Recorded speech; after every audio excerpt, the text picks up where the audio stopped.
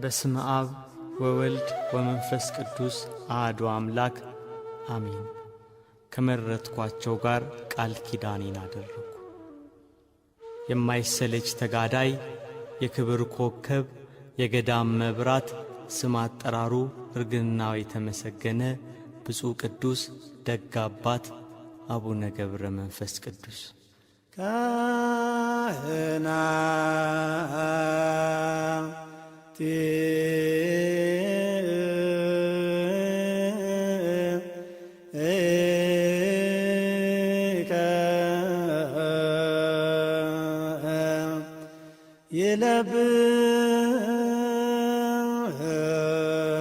የለብሱ ጽድቀ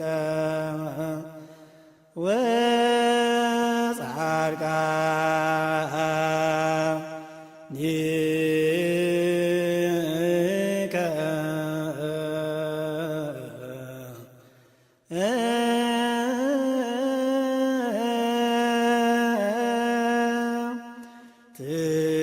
ትፍስሕተ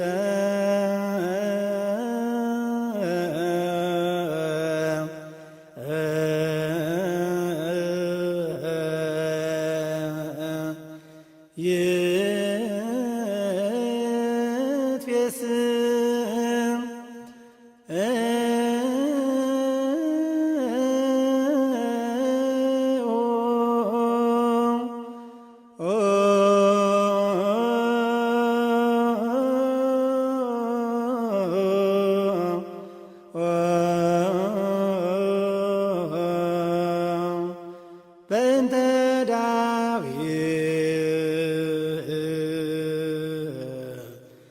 ገብርከ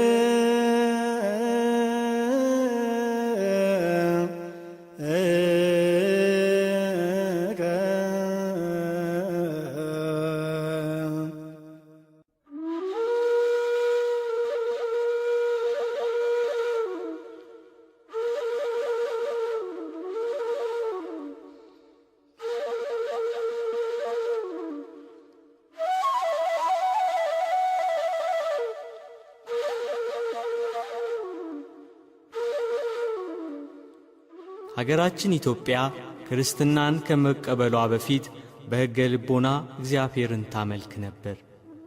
ከሕገ ልቦና በኋላ ሕገ ኦሪትን በኦሪት ሥርዓት መሠረት ትፈጽም ነበር። ኢትዮጵያውያን ወደ ኢየሩሳሌም እየተጓዙ ሥርዓተ ኦሪትን ይፈጽሙ ነበር።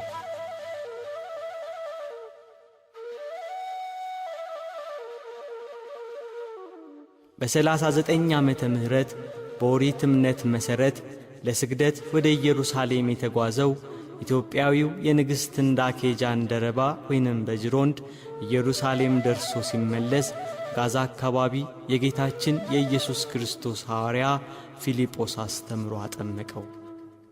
ኢትዮጵያውያን በዚያ ጃንደረባ ምክንያት ከሕገ ኦሪት ወደ ሕገ ወንጌል መንገድን ጀመሩ። ወንጌል በቤተ መንግሥትና በአካባቢው ተደመጠ።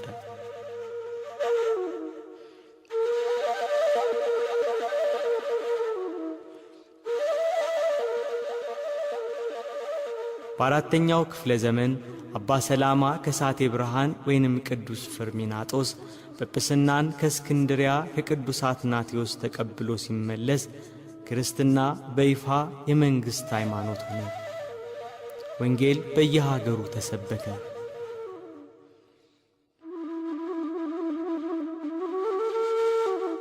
በኦሪት ሥርዓት በነቢያት የተተነበየውን ትንቢት የተመሰለውን ምሳሌ ሲናፍቁ የነበሩ ኢትዮጵያውያን በወንጌል የኢየሱስ ክርስቶስ መሰበክ እውን መሆኑን አምነው ከሕገ ኦሪት ወደ ሕገ ወንጌል ተሻገሩ።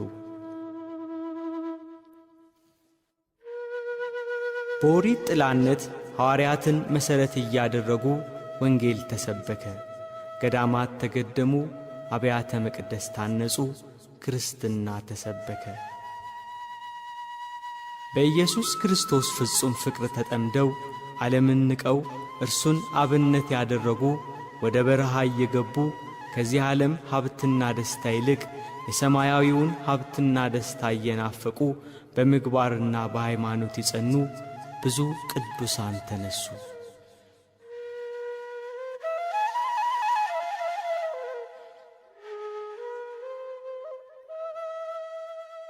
ሐዋርያት በዕጣ ተከፋፍለው ከሀገር ሀገር እየዞሩ ወንጌልን እንዳስተማሩ የሐዋርያትን ፈለግ የተከተሉ ቅዱሳን አባቶች ተራራ እየወጡ ቁልቁለቱን እየወረዱ በዱር በገደል እየተጓዙ ባህር ሐይቁን እየተሻገሩ ከሀገር ሀገር የምሥራቹን ወንጌል የክርስትናን ሕይወት ሰበኩ።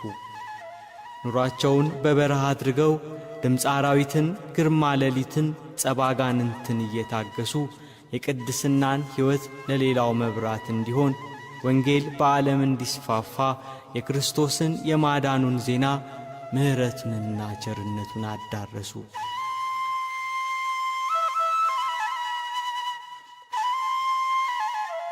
የቅዱሳን ሀገር የክርስትና መዲና ሀገረ እግዚአብሔር የሆነች ኢትዮጵያ ቅዱሳንን ከማክበር በተጨማሪ ቅዱሳን የሚወለዱባት፣ ጻድቃን የሚጠጉባት ሀገር ናት። ቅድስና ቅዱስ የሆነው እግዚአብሔርን ቅዱስ እንደሆነ በቅድስና ቅዱስ የሚኮንበት ሕይወት ነው። እኔ ቅዱስ እንደሆንኩ እናንተም ቅዱሳን ሁኑ እንዳለ።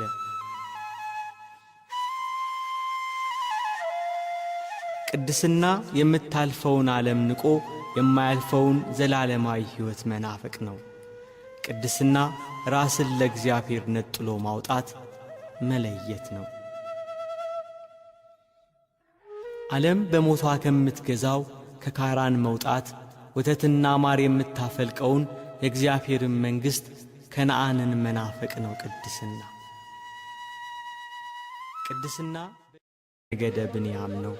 እናቱ አቅሌስያ ትባላለች። ስምዖንና አቅሌስያ ለ30 ዓመታት ያህል መሃን ሆነው ልጅ ሳይኖራቸው ኖሩ። ዘወትር ወደ ቤተ ክርስቲያን እየገቡ የአብ የወልድ የመንፈስ ቅዱስ ስዕል ካለበት ፊት ለፊት እየቆሙ ጌታ ሆይ አንተን ደስ የሚያሰኝ ፈቃድህን የሚፈጽም ንጽሕናን የሚወድ ልጅ ስጠን ብለው ይጸልዩ ነበር። ከዕለታት በአንድ ቀን አቅሌስያ ይህንን ጸሎት በቤተ መቅደስ ቆማ ስትጸልይ ከስዕሉ እንዲህ የሚል ቃል ሰማች።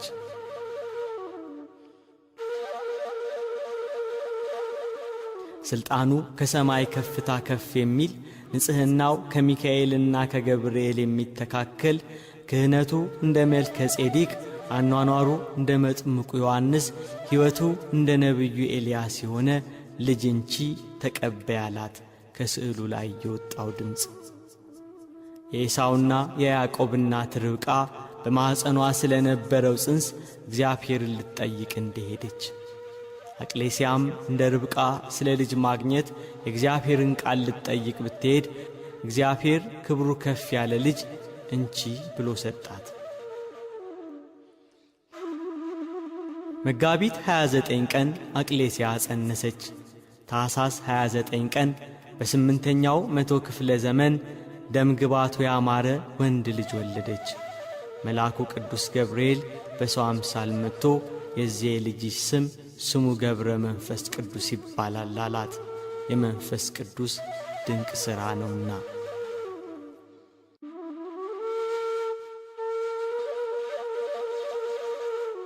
ስለ ጻድቁ ኖኅ መወለድ በሄኖክ መጽሐፍ እንደተነገረ ከአዋላጅቱ እጅ ተነስቶ ቅዱስ ቅዱስ ቅዱስ እግዚአብሔር አሸናፊ እያለ እንዳመሰገነ አባታችን ገብረ መንፈስ ቅዱስም ዕለቱን ተነስቶ ለአብ ለወልድ ለመንፈስ ቅዱስ ምስጋና ይገባል እያለ ሰገደ።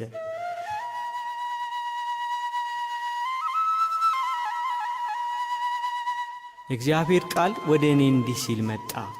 በሆድ ሳልሰራ አውቄሃለሁ፣ ከማኅፀን ሳትወጣ ቀድሼሃለሁ፣ ለአሕዛብ ነቢይ አድርጌሃለሁ እንዳለ ለነቢዩ ኤርምያስ። ኤርምያስን ከማኅፀን ሳይወጣ በእናቱ ማኅፀን ሳይሠራው እንደባረከው አባታችን አቡነ ገብረ መንፈስ ቅዱስንም ባረከው። አባታችን አቡነ ገብረ መንፈስ ቅዱስ ከተወለደ ከ3 ዓመት በኋላ እግዚአብሔር አምላክ መልአኩ ቅዱስ ገብርኤልን አዘዘው። ሕፃኑን ከእናቱ ክንድ ተቀብለህ ወደ 7ቱ ሰማያት አምጣው ብሎ።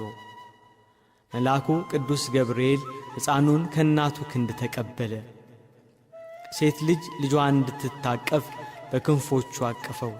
ወደ ሰማይ ከፍ አድርጎ ሕፃኑን ሲስመው በዚያ የነበሩ ሰዎች ተገረሙ። መልአኩ ቅዱስ ገብርኤል እስከ 7ቱ ሰማያት አወጣውና ወደ እግዚአብሔር መንግሥት አቀረበው።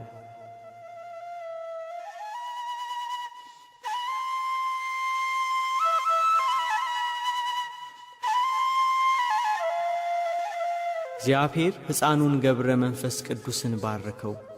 ወደ እናቴ ወደ ማርያም ውሰደውና እርሷም ትባርከው አለው። ዳግመኛ አዳም፣ ሴትና ሄኖስ፣ ያሬድና ማቱሳላ፣ ላሜህና ኖህ ወዳሉበት ውሰደው፣ እነርሱም ይባርኩት። አብርሃምና ይስሐቅ፣ ያዕቆብም ወዳሉበት፣ ነቢያት፣ ሐዋርያት ወዳሉበት ውሰደውና ይባርኩት። ሰማዕታትና ደናግላን፣ ሄሮድስ ያስፈጃቸው ሕፃናት ወዳሉበት ውሰደውና ይባርኩት አለው።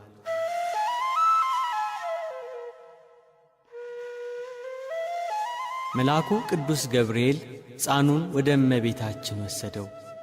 እናታችን ቅድስት ድንግል ማርያም ሕፃኑን ተቀብላ ሳመችውና ባረከችው።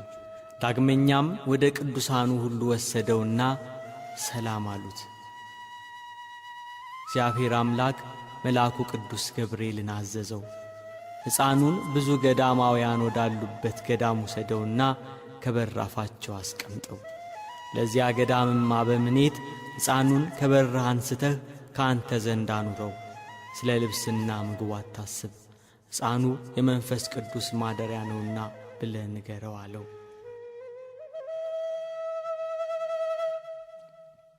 ከዚያ በኋላ መልአኩ ቅዱስ ገብርኤል አባ ዘመደ ብርሃን ወዳለበት ገዳም አወረደው፣ ከመግቢያው በር ላይ አስቀመጠው። ለአባ ዘመደ ብርሃንም እግዚአብሔር ያዘዘውን መልእክት ተናገረ። አባ ዘመደ ብርሃን የመልአኩን ቃል ሰምቶ በሩን ቢከፍት ፊቱ እንደ ፀሐይ የሚያበራ ደም ግባቱ የሚያምር ሕፃን ልጅ ከበራፉ ተቀምጦ አገኘ። እጅግ ደስ ብሎት ለእግዚአብሔር ሰገደና ሕፃኑን አንስቶ ታቅፎ ሳመው፣ ወደ ቤቱም አስገባው።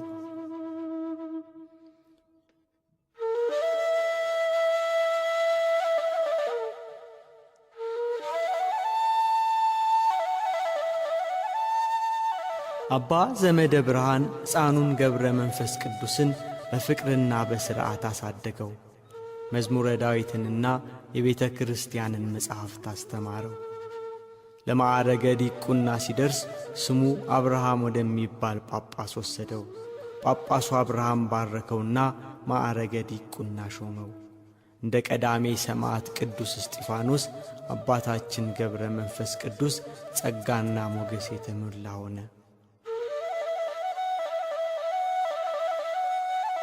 አባታችን ገብረ መንፈስ ቅዱስ ወደ አባቶቹ ሀገር ተመለሰ። በመንፈስ ቅዱስ ኃይል ጠነከረ። የእግዚአብሔር ጸጋ አድሮበታልና በሥራው ሁሉ ዕውቀትን የተመላ ሆነ። ፍጹም ሰው ሆነ። የእግዚአብሔርን ሕግ ሁሉ ፈጸመ። አባ ዘመደ ብርሃን እንደ መነኮሳት አባት እንጦንስ አስኬማን ሰጠው። ወገቡን በሰቅናና በቅናት ታጠቀ። የአንደበቱን ቅልጥፍና የነገሩን ማማር የተመለከተ አባ ዘመደ ብርሃን ስውር ጸጋ እንዳደረበት አስተዋለ።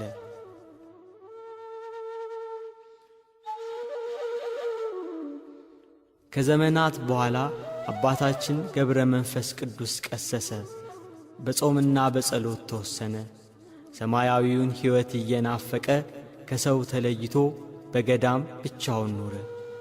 ምድራዊውን ሀብት ንቋልና እንደ ሐዋርያት የታምራትና የፈውስ ሀብት ተሰጠው።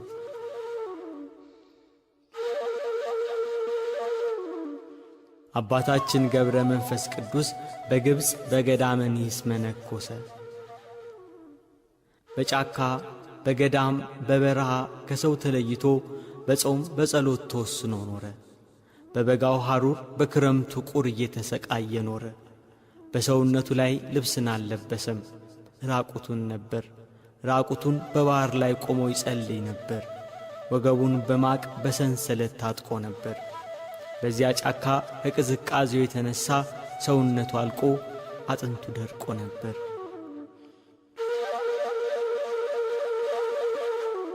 ሰውነቱን በእግዚአብሔር ፊት ራቁትሽን ትቆሚያለሽ፣ እወቂ፣ ጽኚ፣ በርቺ፣ ጨክኝ እያለ ይገሥጻት ነበር። በጾም በጸሎትና በስግደት በብዙ ትጋት ቀንም ሌሊትም ጽሙድ ሆኖ ያለ ረፍት ብዙ ጸሎትን ይጸልይ፣ ስግደትንም ያበዛ ነበር።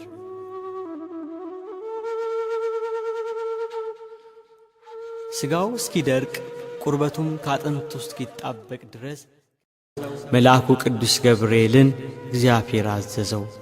ሲመለስ ከራሱ እስከ ጽሕሙ እስከ እግሩም ድረስ ጠጉር በቀለለት። ጠጉሩም 1 ክንድ ከስንዝር ይሆን ነበር። ልብስ አልፈለገም። እግዚአብሔር በመላ አካሉ ጠጉር አበቀለለት። እንደ በግ ጠጉር ያለ ሥጋውን የሚሸፍን ጽሙ የሚያምር እንደ ቁራ ጥቁር የሆነ እንደ ነጭ ሐር የተፈተለ ግርማው እንደሚያስፈራ አንበሳ ነበር። ቁመቱ እንደ ዘንባባ ነው። መዓዛው እንደ ከበረ በስቂጥስ እንደሚባል ሽቶ ያማረ ሲሆን መዓዛው ጫካውን ይሞላ ነበር። በጽሕሙ የተከበበ ፊቱም እንደ እግዚአብሔር መልአክ ነበር።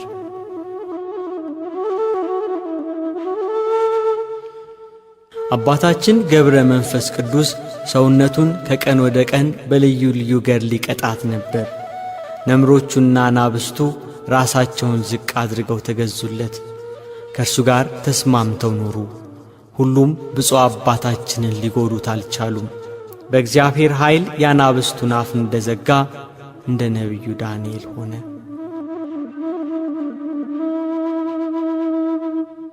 አራዊቱ ወዳሉበት ይዞራል። በእሱ ላይ ክፉ ሊያደርጉበት ቢፈልጉም የእግዚአብሔር ሥልጣን ግን ይከለክላቸው ነበር። አራዊቱ ከእግሩ በታች ይተኙ ነበር። አባታችን አቡነ ገብረ መንፈስ ቅዱስ በሚሄድበትም ጊዜ ይለማመጡታል። ለጌታው እንደሚታዘዝ አገልጋይ፣ ለመምህሩ እንደሚተጋ ደቀ መዝሙር እግሮቹን ይልሳሉ፣ የረገጠውን አፈር ይመገባሉ። ለጸሎት ሲቆም አራዊቱም አብረው ይቆማሉ። ሲመጣ ሲያዩት ሮጠው ሄደው ተንበርክከው ይቀበሉታል። አባታችን ገብረ መንፈስ ቅዱስ እናቱም አባቱም የሥጋ ዘመዶቹም አላወቁትም። በመዓልትና በሌሊት ያለ ረፍት ለእግዚአብሔር ምስጋናን ያቀርባል። እንደ መላእክት በአክናፈ ነፋስ ይፋጠናል፣ እንደ መላእክት በሰረገላ ነፋስ ይሄዳል። አባታችን ገብረ መንፈስ ቅዱስ በንጽሕናና በቅድስና ያለማቋረጥ በማመስገኑ እግዚአብሔር ከፍ አደረገውና ኑሮውን ከመላእክት ጋር አደረገለት። አባታችን ገብረ መንፈስ ቅዱስ በመዓልትና በሌሊት አያንቀላፋም ነበር። ቅዱስ ዳዊት ለዓይኖቼ እንቅልፍ ለቅንድቦቼ ሽልብታን አልሰጣቸውም ያለውን አስቦ ቀን ከሌሊት በጾምና በጸሎት ተወሰነ። ሳርም ሆነ ቅጠልም አልለበሰም። ለሥጋው ምንም ምክንያት አላቀረበም። ራቁቱን ኖረ፣ ኀፍረትንም ናቃት። ክርስቶስን ይከተለው ዘንድ መስቀሉን ተሸከመ። አባታችን ገብረ መንፈስ ቅዱስ እግዚአብሔርን መፍራት በሃይማኖት ገንዘብ አደረገ። ከዓለም ተድላ ደስታ ተለየ። የሐዋርያትን ድህነት አሰበ። በከረጢታቸው ገንዘብ ያልቋጠሩትን፣ ለመንገድ ስንቅ ያላሰናዱትን፣ ለዓለም ያልጎመጁትን እነርሱን መሰለ። በፍቅራቸው ጸና፣ ፍለጋቸውን ተከተለ። ሥራቸውን ጠበቀ፣ ሀገራቸውን ናፈቀ። በእውነተኛ ሃይማኖት እንደ እነርሱ ሊያርፍ ወደደ።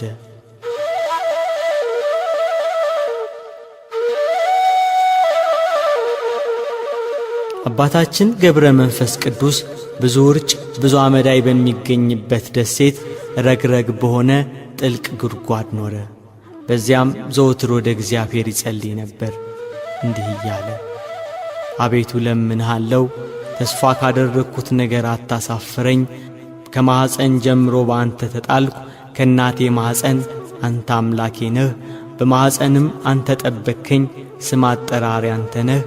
መላእክተኛህን ላክ። ከእናት ከአባቴም ቤት አወጣኸኝ። በጫካ በበረሃ በገዳም አኖርከኝ። አቤቱ የሚገለጥ ምሕረትህን ፈጥነህ አድርግልኝ። ይህም እንደ ሥራዬ ሳይሆን እንደ ቸርነት ነው እንጂ። አቤቱ ጌታ ሆይ ለእኔ ፊትህን አሳየኝ። መራራ ለቅሶን እያለቀሰ ደረቱን እየመታ ዘወትር መላልሶ ጸለየ። ከጠዋት እስከ ማታ ያለ ረፍት ይሰግዳል። ወዙ እንደ ውሃ በስቶ ይፈስ ነበር። ቀንም ሌሊትም ያለ ማቋረጥ ምድርን ያርስ ነበር። እንደ መላእክት ይዘምር ነበር። ጸሎቱን ሲጨርስ መላእክት እንደ ልማዳቸው መጥተው አጽናኑት። ያን ጊዜ ሰማይ ተከፈተ፣ የእሳት ድንኳን ተገለጠ። 40ቱ እንስሳ የእግዚአብሔርን መንበር ተሸክመው ታዩ። 24ቱ ካህናተ ሰማይ ማዕጠንት ይዘው በዙፋኑ ዙሪያ ቆመዋል። መላእክት የመላእክት አለቃ በየነገዳቸው ቆመዋል። ቅዱስ ቅዱስ ቅዱስ እግዚአብሔር አሸናፊ እያሉ በምስጋና ይጮኻሉ። ጌታችን ኢየሱስ ክርስቶስ ለአባታችን ለአቡነ ገብረ መንፈስ ቅዱስ በአንድነትና በሦስትነት ተገልጾ ታየው። አባታችን ገብረ መንፈስ ቅዱስ ይህንን ታላቅ መገለጥ ባየ ጊዜ ፈራ። ጌታችን ኢየሱስ ክርስቶስ ግን አበረታው። ወዳጄ ሆይ ምን ትሻለህ? እነሆ በለመንከኝ ጊዜ ተገለጥኩልህ አለው። አባታችን ገብረ መንፈስ ቅዱስ አቤቱ ጌታ ሆይ እንደ ክረምት ውሃ እንባቸውን እያፈሰሱ ጥርሳቸውን እያፋጩ በደይን የሚኖሩትን አስባቸው። ሰይጣን አስቷቸዋልና በማወቅ ባለማወቅ በሰሩትም ማራቸው፣ ይቅር በላቸው እያለ ለመነ። ጌታችን ኢየሱስ ክርስቶስ ወዳጄ ሆይ ስምህን የጠሩትን መታሰቢያህን ያደረጉትን ኃጥአንን ምሬልሃለሁ። ተነስተህ ኢትዮጵያ ወደምትባል ሀገር ሂድ፣ በዚያም ከደይን የምታወጣቸው ነፍሳት አሉ ብሎ ቃል ኪዳን ገባለት። አባታችን ገብረ መንፈስ ቅዱስ በነፋስ ሰረገላ ሆኖ መልአኩ ቅዱስ ገብርኤል እየመራው ወደ ኢትዮጵያ መጣ። እጆቿን ወደ እግዚአብሔር ትዘረጋለች ተብሎ ትንቢት ወደ ተነገረላት ወደ ቅድስት አገር ወደ ኢትዮጵያ መጣ።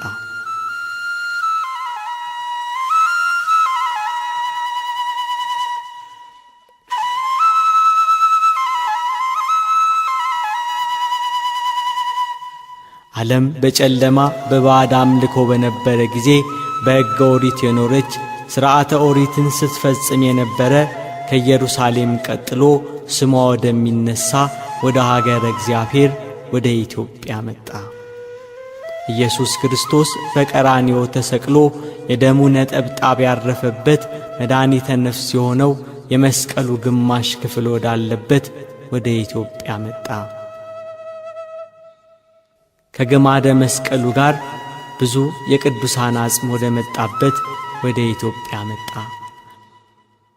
ሙሴ ከእግዚአብሔር ተቀብሎ እስራኤል ዘሥጋ በምድረ በዳ እግዚአብሔር ከእነርሱ ጋር የሚገለጽበት የቃል ኪዳኑ ታቦት ወዳለበት የድንግል ማርያም አስራት ወደ ሆነች ወደ ሀገረ እግዚአብሔር ወደ ኢትዮጵያ መጣ።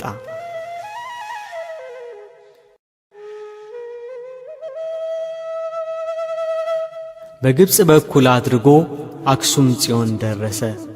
አክሱም የቅዱሳን ነገሥታት አገር፣ የቃል ኪዳኑ ማረፊያ ምድር።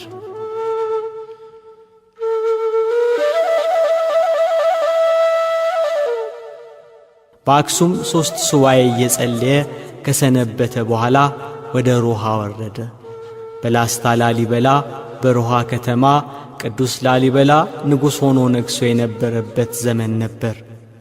ከአባታችን ጋር ላስታ ላይ ተገናኙ። ቅዱስ ላሊበላ የጸጉሩን ርዝመት ተመልክቶ ተገረመ። የሚጸልይበትና የሚያድርበት የእንግዳ ቤት ሰጥቶት ጥቂት ቀን ከእርሱ ጋር ሰነበተ። አባታችን ገብረ መንፈስ ቅዱስ እየጸለየና እያስተማረ በላስታ ከቅዱስ ላሊበላ ጋር ጥቂት ጊዜያት ሰነበተ። ከቀናት በኋላ ገብረ መንፈስ ቅዱስ ላሊበላን ተሰናብቶ እግዚአብሔር ሂድ ወዳለው ወደ ዝቋላ ለመሄድ ተነሳ።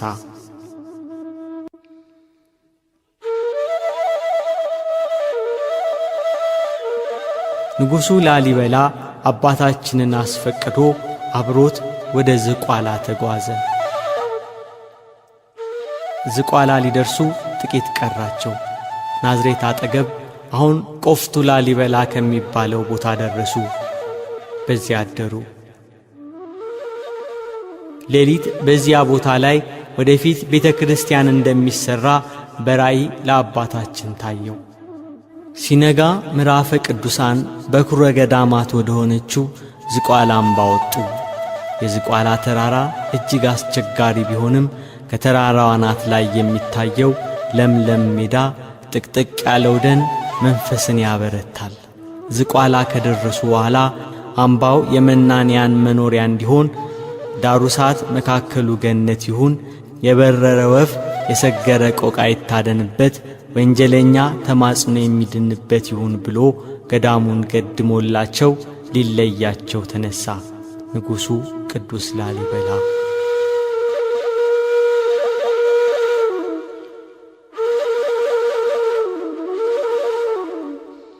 አባታችን ገብረ መንፈስ ቅዱስ ላሊበላን ሲያሰናብት ስትመለስ በመንገድ ላይ ሮሃ እንደ ሠራኸው የቋጥኝ ፍልፍል አብያተ ክርስቲያንን ሰርተህ ስሟን አዳዲ ማርያም ብለህ ሰይማት፣ ታቦተ ማርያምን አስገብተህ ወደ ሮሃ ወደ ቤተ መንግሥትህ ተመለስ፣ ጊዜ ሞትህ ቀርቧል ብሎ ቡራኬ ሰጥቶ አሰናበተው። ቅዱስ ላሊበላ አባታችን እንዳዘዘው ሲመለስ የአዳዲ ማርያምን ቤተ ክርስቲያን ሰርቶ ታቦተ ማርያምን አስገብቶ ወደ ቤተ መንግሥቱ ተመለሰ። ብዙም ሳይቆይ ንጉሥ ቅዱስ ላሊበላ አረፈና በቤተ ጎለጎታ ተቀበረ።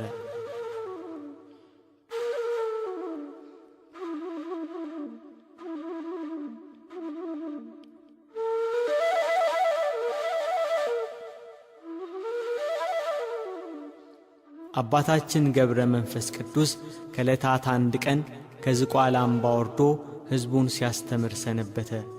ወደ በዓቱ ለመመለስ የዝቋላን ተራራ ሊወጣ ወንበር ማርያም ደረሰ። ወንበር ማርያም ከዝቋላ አምባ ስር ከተራራው ግርጌ ትገኛለች። ወንበር ማርያም ጋር ከዛፉ ስር 3 አረጋውያን ሰዎች ተቀምጠው አየ። አረጋውያኑ የመንገድ ዝለት ያደከማቸው ይመስላሉ። አንዳንድ ምዕራፍ እያዘለ ወደ ተራራው ጫፍ እንዲያወጣቸው ጠየቁት። አባታችን ገብረ መንፈስ ቅዱስ በተራ አንደኛውን በጀርባው አዝሎ ጥቂት እንደ ተጓዘ አንተ የማትበላ የማትጠጣ ሰው ሆይ ደክሞሃልና ከዚያ አስቀምጠኝ አለው። ከዚያ አሳርፎት የቀሩትን 2ቱን በየተራ መጣቸው። የሰውነታቸው መዓዛ ልብን ይሰልባል። የመልካቸው ደም ግባት ተመሳሳይነት አይገኝለትም ነበር። በዚህ የተገረመ አባታችን ከወዴት መጣችሁ ብሎ ጠየቃቸው። ደም ግባታቸው የመዓዛቸው ሽታ አካባቢውን አውዶታልና። በሦስትነትና በአንድነት ታዩት። አሁን ሥላሴ እንደተገለጹለት ገባው። ለአባቶች አባት ለአብርሃም በመምሪያ አድባር ዛፍ ስር 1ም 3ም ሆነው እንደተገለጹት ለአባታችን በዝቋላ ተራራ ላይ በአንድነትና በሦስትነት ሥላሴ ታዩት። ወደ ሰማይ አወጡት፣ 7ቱ ሰማያት አደረሱት።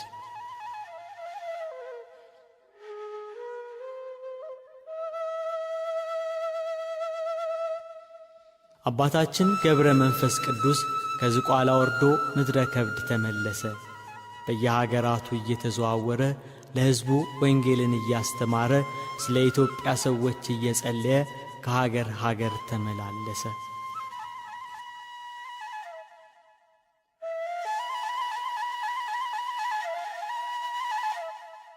አባታችን ገብረ መንፈስ ቅዱስ 300 ዓመት ሆኖት ነበር። በዝቋላ በውሃ ዳር ቆሞ ምስራቁና ምዕራቡን ሰሜንና ደቡቡን ተመለከተ። እግዚአብሔር ከእርሱ ጋር ነበርና የኢትዮጵያ ሰዎች ኀጢአትም በፊቱ ታየው። ወደ ባሕር ቁልቁል ተዘግዝቆ ከባሕር እንዳልወጣ በእግሬም እንዳልቆም በሕያው ስምህ እምላለሁ እያለ ቃል ኪዳን ስለተገባለት ስለ ኢትዮጵያውያን 40 መዓልትና ሌሊት በባሕር ውስጥ ቆየ። ጌታችን ኢየሱስ ክርስቶስ የአባታችንን ጸሎት ተቀብሎ ስምህን የጠራ መታሰቢያህን ያደረገውን እምርልሃለሁ ብሎ ዳግም ቃል ኪዳን ገባለት። አባታችን ገብረ መንፈስ ቅዱስ ግን መላ ኢትዮጵያን ማርልኝ እያለ እያለቀሰ ጸለየ።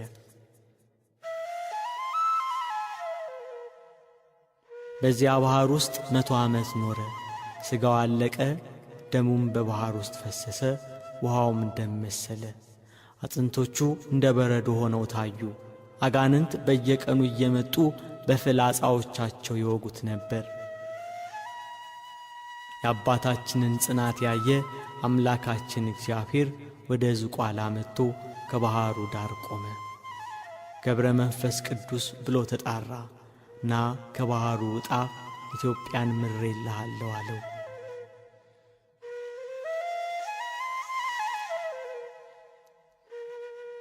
በእግዚአብሔር ቸርነት አጥንቱ ተበሳስቶ ሥጋው አልቆ ከባሕሩ ወጣ።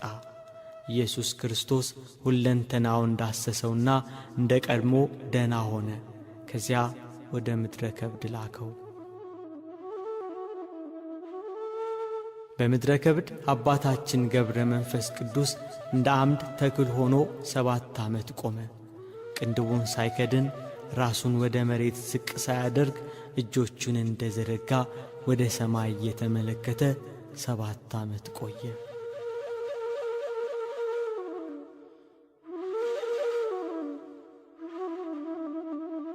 ሰይጣን የአባታችንን ጽናት ሲመለከት በቅናት ተነስቶ በቁራ ተመስሎ ዐይኖቹን አነቈረና አሳወረው።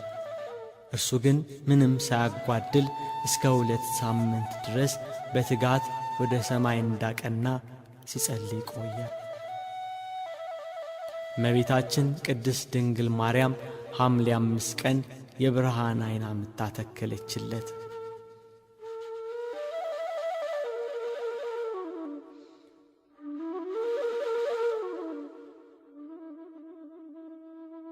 ለሰው ልጆች ሁሉ ምሕረትን ትለምናለህ፣ ተጋድሎህ ይበረታልና ተነስ፣ ወደ ዝቋላ ሂድ አሉት መላእክት።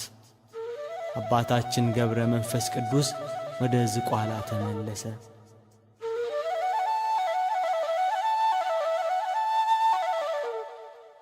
ነቢያትና ሐዋርያት ወገናችን እያሉት መላእክት በክንፎቻቸው አቅፈው እመቤታችን ቅድስት ድንግል ማርያም ወዳጄ እያለችው በመብረቅ ላይ ሆኖ ወደ ዝቋላ ሄደ። ዝቋላ ላይ የአባታችንን ጽድቅ በጎ ሥራውን የሚያደናቅፍበት የአጋንንት ሰራዊት አባታ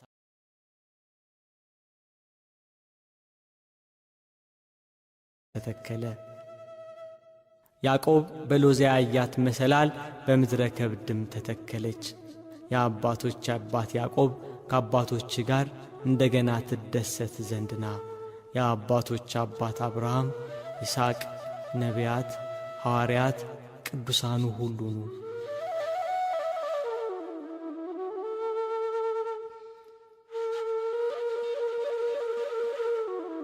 መሰላሉ የአባታችን የአቡነ ገብረ መንፈስ ቅዱስ የሰውነቱ ንጽሕና ነው። በዚያ መሰላል ላይ ጸሎቱ ወደ ሰማይ ይወጣል፣ ወደ እግዚአብሔር ዙፋን ፊት ይቀርባል። ዳግመኛ በዚያ መሰላል ለጸሎቱ መልስ ይወርዳል። መላእክት ጸሎቱን ያሳርጋሉ።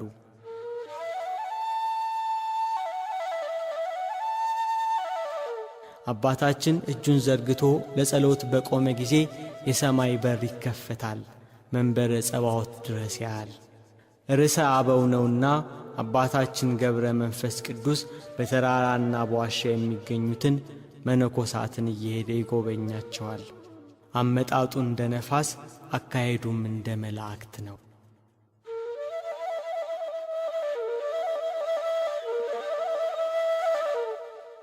አባታችን ከዚህ ዓለም የሚለይበት ሰዓት ደረሰ። በዚህ ጊዜ ወደ ብሔረ ሕያዋን ሄዶ እግዚአብሔር የመረጣቸውን ጎብኝቶ ተመለሰ።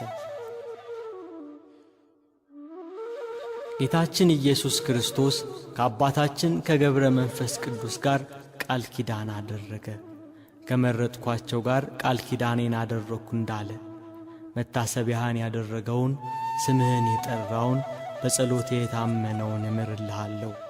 ለጾም አዳሪዎች ምጽዋትን የሚሰጥ የተራበውን የሚያበላ የተጠማውን የሚያጠጣ ከአንተ ጋር በሰማያት አኖረዋለሁ አለው። አባታችን ገብረ መንፈስ ቅዱስ ቃል ኪዳን የተቀበለበት ቀን ጥቅምት 5 ቀን ነው።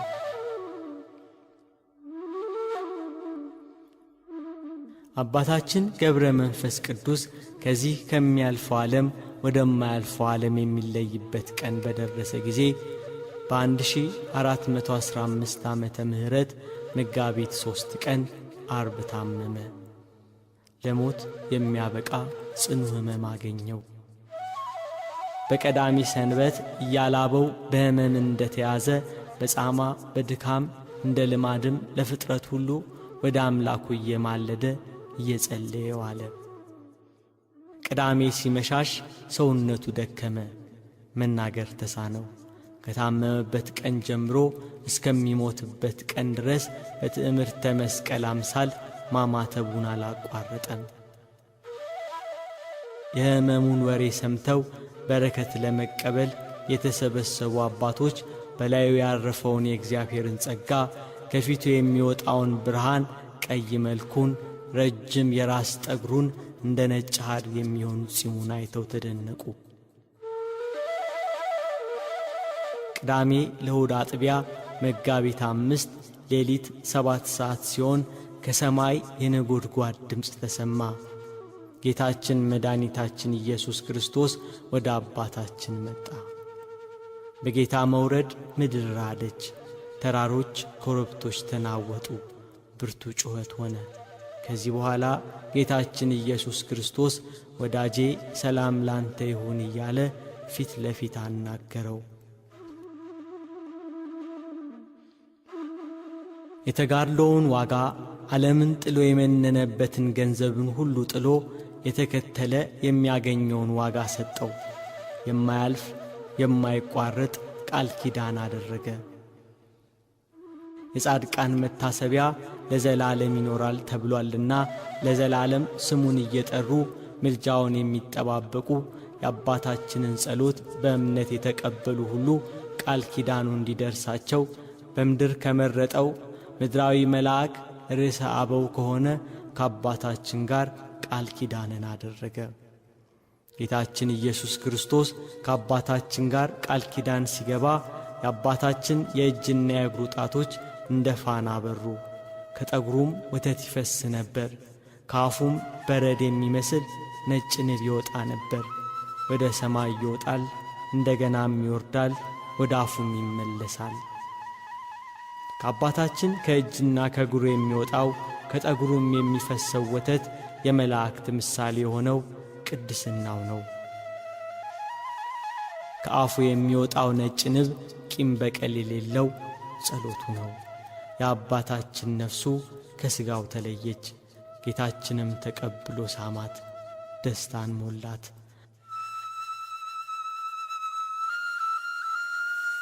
ሥጋውን መላእክት ገነዙት። ሥርዓቱ ሁሉ ከተፈጸመ በኋላ መላእክት ሊቀብሩ ወሰዱት፣ በኢየሩሳሌም ቀበሩት።